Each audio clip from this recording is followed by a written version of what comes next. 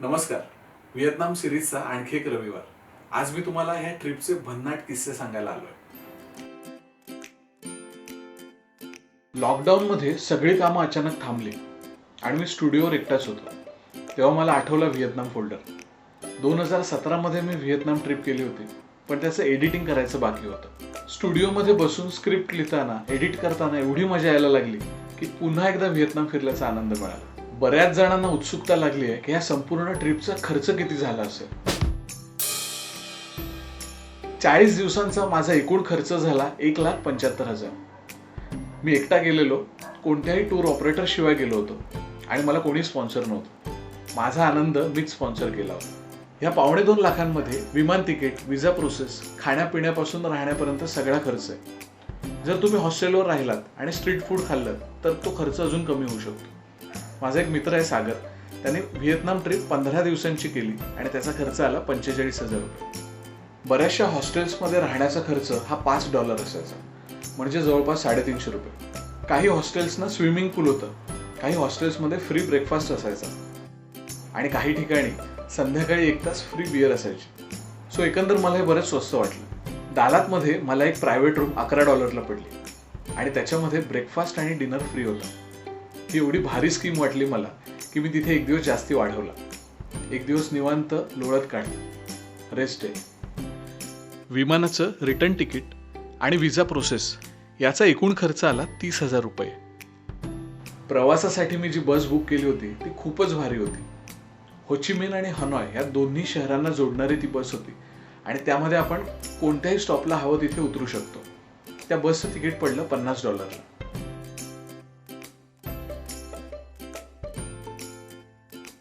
मी तिथे जे ऍक्टिव्हिटीज केल्या त्याला थोडासा जास्ती खर्च आला. 2 दिवसांची मेकॉंग डेल्टा ट्रिप मला पडली $84. राफ्टिंग $60, ऑफ रोड सायकलिंग $30, 3 दिवसांची हालॉंग बे क्रूज ट्रिप $185. ट्रिपचा खर्च जाऊ देत, हे व्हिडिओ बनवताना मला $1.25 लाख खर्च आलाय. आता काय करावं, मी विचार करतोय तुम्हालाच तिकीट लावायचं. कशी वाटते आयडिया? अबे साले. तिथे शहर फिरताना मला समजलं की इथे उबरच्या बाईक्स पण आहेत, त्या पण एकदम स्वस्त. त्यामुळे मी राहायला शहराच्या बाहेर जागा घ्यायचो, कारण प्रवास स्वस्त होता. तरी सुद्धा एकदा गेम झालाच. आणि मी जे हॉटेल बुक केलेलं ते मिळतच नाहीये. हॉस्टेलच्या काउंटरवर तुम्हाला वेगवेगळ्या ट्रिपचे ऑप्शन्स बघायला मिळतात. त्यातली तुमच्या आवडीची ट्रिप बुक करायची. त्या ट्रिपवर जगभरातली भरपूर लोक भेटतात, म्हणजे तुम्ही एकटे फिरताना पण एकटे नसतात. एकट्याने फिरणं खरंच एवढं कठीण आहे का? खरं तर नाही. आपल्याला कसं जमणार ह्या प्रश्नातनं बाहेर आलो की सगळं व्यवस्थित होतं. बरं, त्यासाठी तुम्ही एकदम परफेक्ट पाहिजेत असंही काही नाही. एक गंमत सांगतो. दालातमध्ये फिरताना आमच्या ग्रुपमध्ये एक मुलगी होती. तिने तिचा पासपोर्ट हरवला. त्यानंतर तिला तो एम्बसीकडनं काढावा लागला. हा एवढा वेंधळेपणा बघितल्यावर मला कॉन्फिडन्स आला की ही मुलगी फिरू शकते तर मी तर फिरूच शकतो, जास्त चांगल्या प्रकारे. हालॉंग बे ट्रिप मला तितकीशी आवडली नाही. काय मजा नाही यार, फालतू पैसे गेले, जाम पैसे गेले. पैसा बर्बाद. गाडीतनं उतरताना मी हेडफोन्स हरवले. मला कळलं की माझे हेडफोन्स मी हरवलेत, म्हणजे बसमध्ये विसरलो. एकदा तर बसच सुटली. काय राव, सोडून गेले तुम्ही मला. एकाने हॉटेलच्या बाहेर मला तासभर उभं ठेवलं. इथे कोणी येणार आहे का सकाळ सकाळ कपडे घ्यायला? ते उघडलं, साला हा काही उघडत नाही. मी, माझी बॅग, डास, मच्छर, असं सगळं चाललंय मैफिल. 2 ऍक्सिडेंट झाले. चांगलाच धडपडलो. काही जेवणं तर एवढी डेंजर निघाली की विचारता सोय नाही. काही अचानक घेतलेल्या डिसिजन्सने पण खूप धमाल आणली या प्रवासामध्ये. मी उद्या निघणार होतो. मी विचार करतो कॅन्सल करतो, 1 दिवस अजून राहतो मस्त थंडगार वातावरणात. आता आमच्या समोर 2 ऑप्शन्स होते, हॉटेल किंवा होमस्टे. आम्ही होमस्टे बुक केलेला आणि हा सरप्राईज होमस्टे आम्हाला बोटीत बसवलंय आणि कदाचित आम्ही पाण्यातल्या घरात राहणार आहोत. ती पोरगी शोधून देणार आपल्याला. इथेच राहा म्हणते. काय मग काय करावं, राहायचं का परत यायचं? एकदम इन्होंने वक्त बदल दिया, जज्बात बदल दिए, जिंदगी बदल दी. ह्या ट्रिपचं जवळपास सगळं शूट ह्या गोप्रो कॅमेरावर झालं. आता मला विश्वास बसत नाही की 4 तासाची सिरीज ही ह्या कॅमेरावर शूट झाली. ॲक्च्युली DSLR पण होता, पण तो मी फोटो काढायला जास्त वापरलो आणि एकटाच फिरत होतो, त्यामुळे ह्या कॅमेराचा फार वापर झाला. तुम्हाला हा कॅमेरा बऱ्याच ठिकाणी दिसला पण असेल.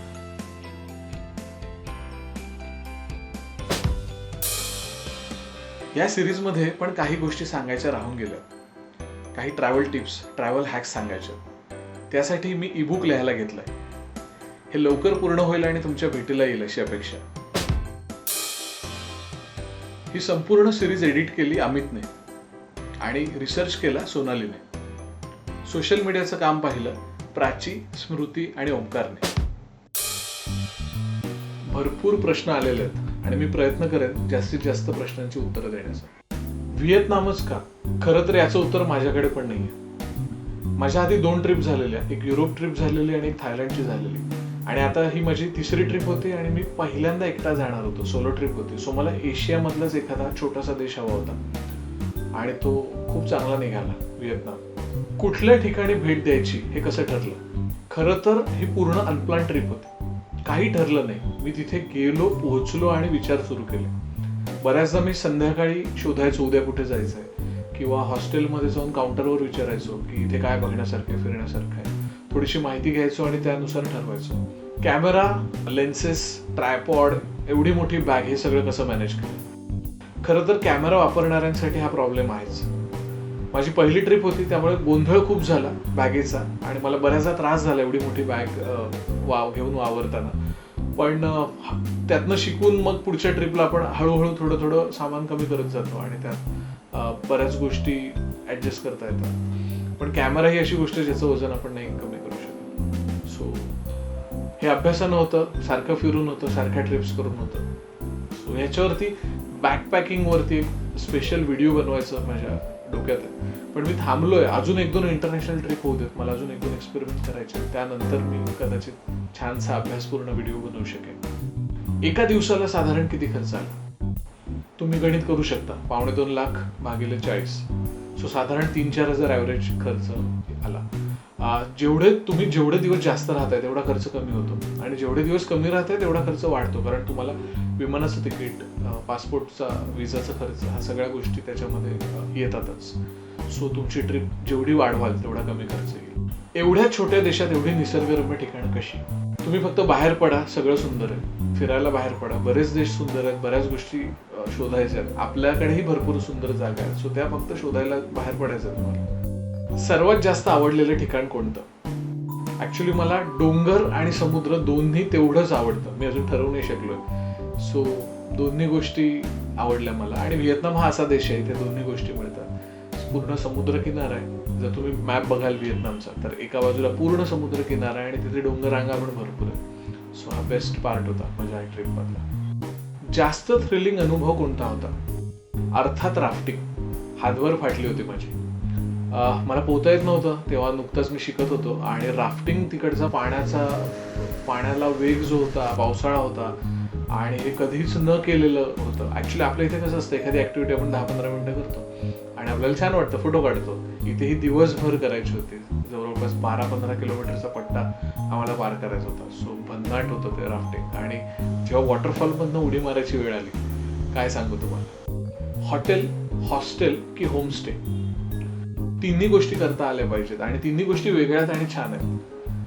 तुम्हाला अगदी शांतता हवी आहे, कोणी नकोय डोक्याला, तुम्ही हॉटेल घ्या आणि शांत एक दिवस काढा त्याच्यामध्ये. हॉस्टेल्समध्ये तुम्हाला भरपूर लोक भेटतील, तिथे ॲक्टिव्हिटीज असतील, लोकांची गप्पा होतात, नाश्ता करताना, जेवताना, बुकिंग करताना, ट्रिपवर लोकांची गप्पा होतात, बऱ्याच गोष्टी तुम्हाला जाणून घेता येतात. सो हॉस्टेल पण भन्नाट ऑप्शन आहे.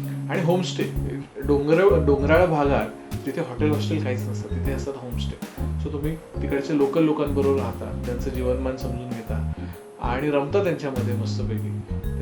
तिथे लहान मुलांबरोबर खेळता, शाळेत जाता, फिरता, बरंच काय काय करू शकता. सो ह्या तिन्ही गोष्टींचा तुम्हाला ब्लेंड साधता आला पाहिजे. ह्या तिन्ही गोष्टी वेगळ्या आहेत आणि खूप इंटरेस्टिंग आहेत. कोपी लुवाक कॉफी, एक कॉफी की बिअर कॉफी? ॲक्च्युली मी म्हणेन कोपी लुवाक. ती जगातली महाग कॉफी आहे, वेगळी आहे आणि तो अनुभव घेता आला. आणि अजून एक गंमत म्हणजे इथे जेव्हा आम्ही व्हिएतनाम सिरीज प्रोसेस करत होतो तेव्हा आपल्या इथे जी व्हिएतनामची ऑनलाईन कॉफी मिळते ती मागवलेली आणि आम्ही त्या माहोलमध्ये काम करत होतो. म्हणजे आम्ही संध्याकाळी व्हिएतनामची कॉफी प्यायचो आणि एडिटिंग करायचो. फिमेल सोलो ट्रॅव्हलर्ससाठी व्हिएतनाम किती सेफ आहे? खरं तर व्हिएतनाम ही कंट्री पूर्ण टुरिझमवर चालते, त्यामुळे तिथे मला असं वाटतं की पूर्ण सेफ आहे. या 40 दिवसांच्या प्रवासात बऱ्याच मुली एकट्या फिरणाऱ्या दिसल्या, त्यामुळे त्या बिंदास फिरत होत्या. सो पूर्ण सेफ आहे. तुम्हाला तुमच्याकडे कॉन्फिडन्स हवा. बस. करन्सी कुठे एक्सचेंज करायची? मी काय केलं, सरळ ATM कार्ड घेतलं, ATM मशीनवर गेलो आणि त्यातनं पैसे काढले. आणि मला वाटलं हे स्वस्त पडतं, म्हणजे आपण इथून डॉलर्स कॅरी करणं किंवा इथून त्यांचे डॉंग, व्हिएतनामीज डॉंग कॅरी करणं हे व्याप आहे. तर मला असं वाटतं की सोपा ऑप्शन आहे. तुमचे आजकालचे सगळे ATM कार्ड इंटरनॅशनल असतात, त्यामुळे हा चांगला ऑप्शन आहे. एकदा जर आपण पैसे काढतोय तर एक फी जाते जवळपास 200 डॉंग, 2 लाख डॉंग, काय गोंधळ माहित नाही, साधारण 200 रुपये जातात. आपण असं पकडूया, एकदा ATM मधनं पैसे काढले तर 200 रुपये जातात आणि तुम्ही मॅक्झिमम 18-20 हजार काढू शकता. सो जेव्हा 18-20 हजारावर 200 रुपये फी हे ओके आहे. तर तुम्ही अशा पद्धतीने तिथल्या तिथे ATM मधनं पैसे काढून फिरू शकता. दुसरं ऑप्शन आहे ऑनलाईन पेमेंट करू शकता आणि डॉलर्स घेऊन फिरू शकता. बरेच ऑप्शन्स. व्हिएतनामला भेट देण्याची सगळ्यात उत्तम वेळ कोणती? तुम्हाला पाऊस आवडत नसेल तर नोव्हेंबर पासून मार्च पर्यंतची वेळ बेस्ट आहे. 8 ते 10 दिवसांच्या व्हिएतनाम ट्रिपसाठी कुठली ठिकाणं निवडावीत, कुठली ठिकाणं मिस करू नये? या सिरीजमध्ये 40 दिवस पिंजून काढलेलं व्हिएतनाम. आता तुमच्या आवडीनुसार तुम्हाला ठरवायचं आहे की ह्यातली कुठची गोष्ट तुम्हाला आवडते आणि तसा तो प्लॅन करायचा आहे. आणि काही प्रश्न पडले तर विचारा, मी मदत करेन. सोलो ट्रिपची तयारी कशी करावी? पहिला एपिसोड खास मी तसा बनवला की मला काहीच माहिती नाही, मी तिथे गेलो आणि सगळा गोंधळतोय. मी कम्फर्ट झोन शोधतोय, मला इंडियन हॉटेल हवंय, मला हव्या त्या गोष्टी मी शोधतोय आणि प्रचंड गोंधळ झालाय. व्हिएतनाममध्ये पोहोचलो आणि पहिलंच जेवण एवढं वाईट होतं की मला ठाण्याची आठवण आली. मला मी काम करतो त्या टेबलाची आठवण आली आणि असं वाटलं की मी काय इथे आलोय पैसे खर्च करून. मला ठाणं हवंय, मला माझा कम्फर्ट झोन हवाय. आणि ह्याचा शेवट तुम्हाला माहितीये काय झाला. 40 दिवसात मी एवढा रमलो, एवढा दंगा केला तिथे. सो कम्फर्ट झोन मधनं बाहेर पडणं अर्थात कठीण असतं, पण एकदा बाहेर पडलात की जी मजा येते काय विचारायला नको. व्हिएतनामच्या खाद्य संस्कृतीमधला मला आवडलेला पदार्थ कोणता? व्हिएतनाममध्ये राईसपासून एवढ्या डिश बनतात आणि जबरदस्त आहे. म्हणजे राईस पेपर बनतो, राईस न्यूडल बनतात. त्यांच्या प्रत्येक जेवणात राईसचा प्रकार वेगवेगळा असतो. सो मला प्रचंड सगळे प्रकार बरेच आवडले. खाण्यासाठी सगळ्यात जास्त टेस्टी प्राणी किंवा कीटक कोणता? काहीतरी वेगळं ट्राय करावं म्हणून मी खाल्लेलं. आवडीनं नव्हतं खाल्लं, म्हणजे मी खूप घाबरलेलो. काही ठिकाणी असं तुम्हाला हात लटपटताना वगैरे दिसेल. सो मी जो फ्राईड क्रिकेट खाल्लेला तो कुरकुरीत होता, त्याला अशी टेस्ट नाही मला जाणवली. किंवा आवडीचा मी काय सांगू, अळी छान होती, म्हणजे नारळ पाणी मलाही खातो असंच वाटलं मला एकदम. मी एवढं काय काय खाल्लं की एक प्रश्न मला आला की शाकाहारी लोकांसाठी काय इथे पर्याय, की नाहीच यायचं त्यांनी व्हिएतनाममध्ये. तर असं नाही आहे. शाकाहारी लोकांसाठी भरपूर ऑप्शन्स आहेत. मी बरेचदा फिरताना मला व्हेजिटेरियन लोक दिसली, तर ती लोक सहज वेगवेगळ्या गोष्टी खात होती.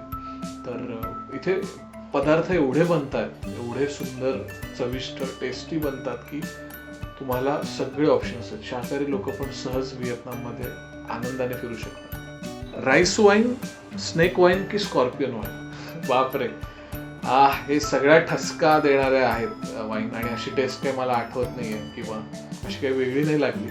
पण हे वेगळं आहे. तुम्हाला त्या बाटलीमध्ये विंचू असतो, साप असतो.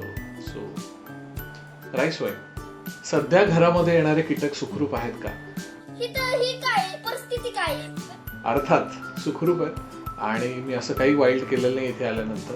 फक्त कधीतरी असा विषय निघतो की आम्ही एडिटर आणि मी जेवायला बसलोय आणि असं बाजूने समजा एखादा किडा गेला तर मी विचारतो, ऑफर करतो की खायचंय का तुला? व्हिएतनाममधल्या कोणत्या जागांना पुन्हा भेट द्यायला आवडेल? मी त्या व्हिडिओमध्ये सांगितलंय बऱ्याच ठिकाणी वेगवेगळ्या जागांबद्दल. सापा ही एक जागा मला प्रचंड आवडली. मी पावसाळ्यात तिथे जेव्हा भातशेती चालते तेव्हा तिथे जाऊन राहणार आहे. एखादी अशी डॉक्युमेंटरी शॉर्ट फिल्म शूट करणार तिथे आणि तिथे राहीन 8-10 दिवस. ॲक्च्युली प्रॉब्लेम काय होतो, एवढे देश आहेत, एवढं फिरायचं असतं, तर मग एक मुद्दा असा येतो की तुम्ही रिपीट का करताय पुन्हा देश, आणि ते एवढ्या सुंदर जागा असतात की मग का नाही रिपीट करावं. सो या प्रश्नांमध्ये मी अडकलो. दर रविवारी येणारा नवीन भाग बंद होणार का? खरं तर मला पण खूप वाईट वाटतंय, आणि ही सिरीज एवढी छान चालली, एवढे 17-18 एपिसोड झाले, आणि संडेची आम्हाला पण सवय लागली की अरे काहीतरी धमाल आपण संडेला रिलीज करतो. पण थोडासा ब्रेक घेईन, कारण हे बनवणं खर्चिक आहे आणि त्याला खूप वेळ पण द्यायला लागतो. जसं मी सांगितलं की ह्या प्रोसेसला 1.25 लाख रुपये खर्च आला ह्या सिरीजला बनवण्याच्या, तर हे खूप महाग आहे. तर बघूया, मी थोडासा ब्रेक घेईन आणि पुन्हा एकदा संडेला येईन एखादी नवीन सिरीज घेऊन. तुम्ही सांगा काय बघायला आवडेल. युरोपची एक पेंडिंग आहे सिरीज, आणि महाराष्ट्र देशात. सो तुम्ही सांगा कुठची करायची. मी प्रयत्न केले भरपूर प्रश्नांना उत्तर देण्याची. तुमच्या मनात अजूनही काही प्रश्न असतील तर नक्की कॉमेंट बॉक्समध्ये टाका, मी त्याची पर्सनली उत्तरं देईन. आणि ही सिरीज खूप छान झाली आहे असं मला वाटतं, आणि तुम्हाला पण वाटत असेल तर ही भरपूर जणांपर्यंत पोचवा. साधारण 3-4 हजार लोकांनी आतापर्यंत बघितली आहे. ती भरपूर लोकांनी बघावी अशी आमची इच्छा आहे. व्हिएतनाम सिरीजचा सगळा आनंद मी तुमच्या समोर येऊन तुमच्याशी शेअर केला. आता तुमची टर्न. ही सिरीज तुम्हाला कशी वाटली? तुम्हाला व्हिडिओ फीडबॅक द्यायचा आहे. तुमचा अभिप्राय मोबाईलवर शूट करून आम्हाला पाठवा रानवाटाच्या ईमेल आयडीवर. साधारण फीडबॅक कसा द्या याची माहिती खाली डिस्क्रिप्शन बॉक्समध्ये दिली आहे. तुमचा व्हिडिओ फीडबॅक लवकरात लवकर रानवाटाच्या ईमेल आयडीवर पाठवून द्या. दर रविवारी एपिसोड रिलीज झाल्यानंतर त्याच दिवशी 1000 जण तो बघत होते. प्रवास वर्णनाचे व्हिडिओ पहिल्याच दिवशी 1000 जणांनी बघणं हा आकडा आमच्यासाठी खूप मोठा होता. सो या सर्वांचे मनापासून आभार. थँक्यू.